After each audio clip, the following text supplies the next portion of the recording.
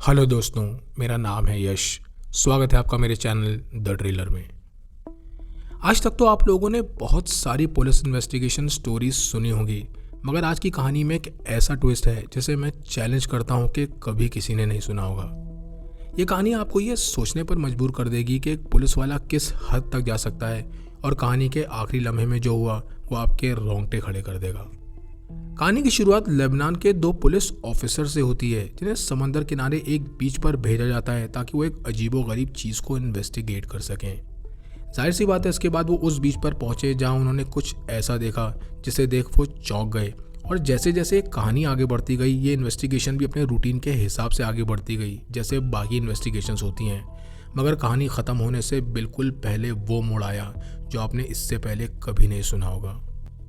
जनवरी 1965 की रात एक पुलिस ऑफिसर जिसका नाम फरीद जब्बार था, वो अपने एक साथी पुलिस ऑफिसर के साथ लेबनान के एक बीच पर चल रहा था। इस वक्त बारिश हो रही थी और ठंड भी बहुत ज़्यादा थी, और रात होने की वजह से अंधेरा भी बहुत ज़्यादा था।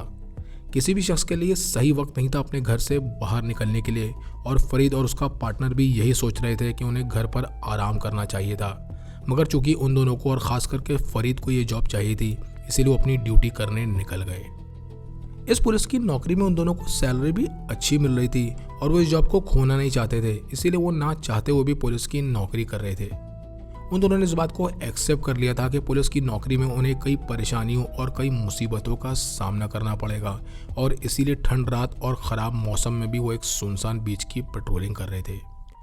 वो दोनों बीच पर इसीलिए गए क्योंकि पुलिस स्टेशन में फ़ोन करके किसी ने बताया था कि उन्होंने समंदर किनारे किसी अजीबोगरीब चीज़ को पड़े देखा है। फोन उठाने वाले ऑफिसर को लगा शायद ये डेड बॉडी हो सकती है, और इसीलिए वो फरीद और उसके पार्टनर से कहता है कि वो दोनों बीच पर जाकर चेक करें कि आखिर मामला क्या है। लेबनान का ये हिस्सा काफ़ी सेफ माना जाता था क्योंकि यहाँ पर क्राइम्स ना के बराबर थे, और इसीलिए आज तक डेड बॉडीज़ के समंदर किनारे या कहीं भी मिलने के बारे में किसी ने नहीं सुना था। फरीद और उसके पार्टनर को भी यही लग रहा था कि ये डेड बॉडी नहीं बल्कि कोई समुद्री जानवर होगा जो मरकर किनारे पर आ गया होगा, मगर उनके वहमो गुमान में भी नहीं था कि उनका सामना एक ऐसी डेड बॉडी से होने वाला है जिसे देख उनके होश उड़ जाएंगे।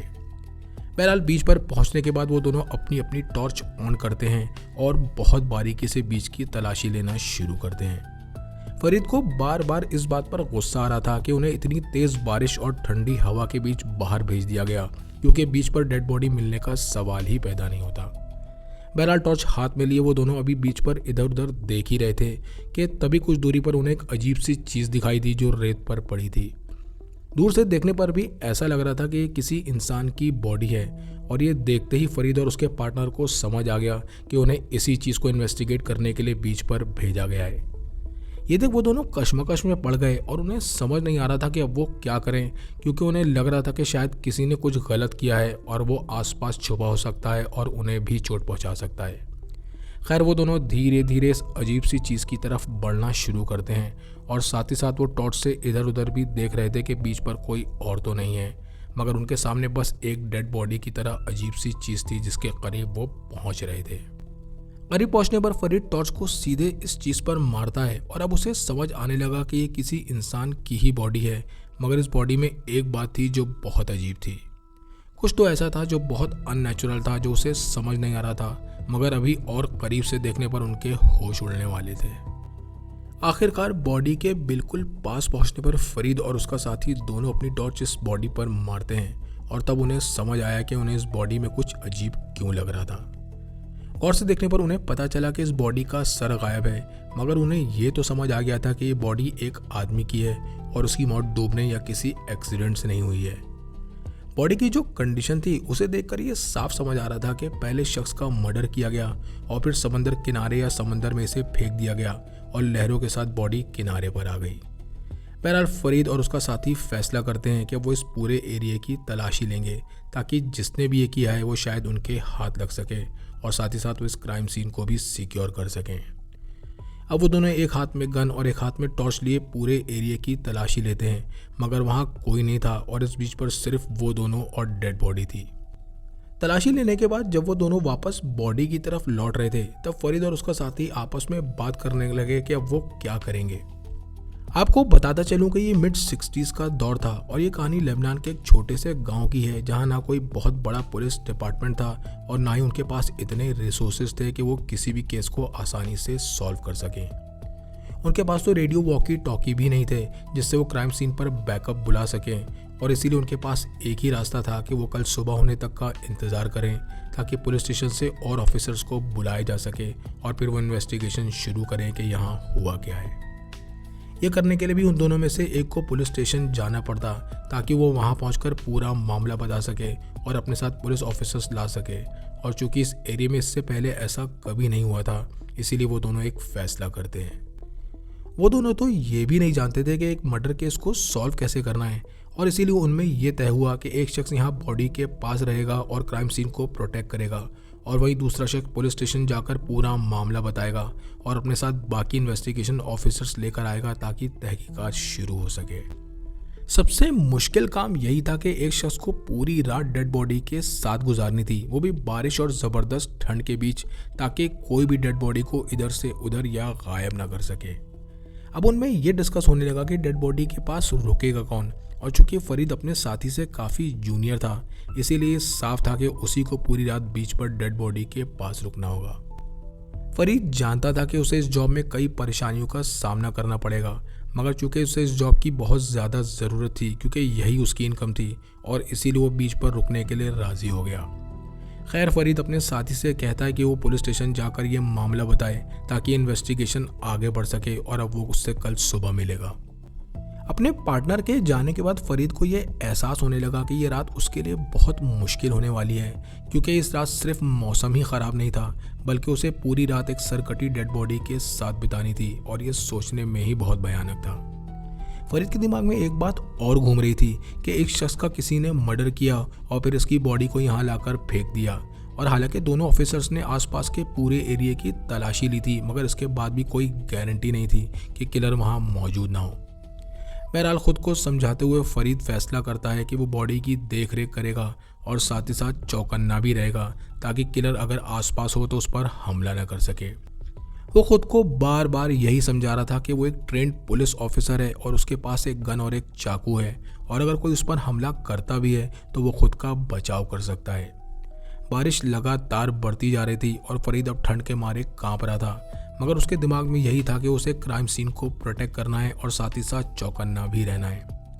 हालांकि उसे अब नींद आना भी शुरू हो चुकी थी मगर वो ड्यूटी पर सो नहीं सकता था, लेकिन तभी अचानक ठंड की वजह से वो खुद को समेट कर रेत पर बैठ गया ताकि उसे कुछ आराम मिल सके। पता नहीं कैसे उसे कुछ आराम मिल गया और इतनी बारिश और ठंड होने के बावजूद भी उसकी आंख लग गई।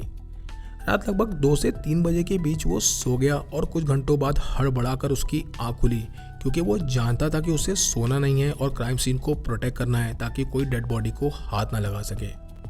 उसे ये भी डर था कि किलर यहीं कहीं आसपास छुपा हो सकता है और वापस आकर बॉडी के साथ कुछ भी कर सकता है, और इसीलिए हड़बड़ाकर वो अपनी जगह से खड़ा हुआ और आसपास देखने लगा।